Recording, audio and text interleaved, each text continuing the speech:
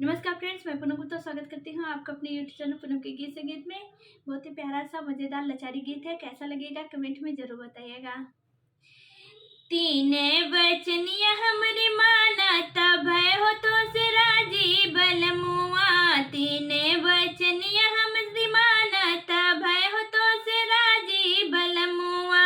पूड़ी कचौड़ी अपने हाथ से बनावा, पूड़ी कचौड़ी अपने हाथ से बनावा। हाथ से अपने खियावत भय हो तो से राजी बलमुआ। हाथ से अपने खियावत भय हो तो से राजी बलमुआ। तीने वचनिया हमरी मानत भय हो तो से राजी बलमुआ। तीने वचनिया हमर मानत भय तो से राजी बलमुआ।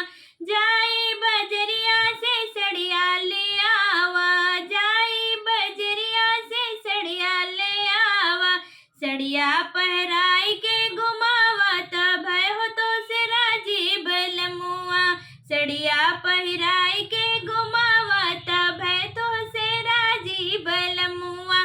तीने वचन हमरी मानत भय हो तो से राजी बलमुआ। तीने वचन हमरी मानत भय तो से राजी बलमुआ।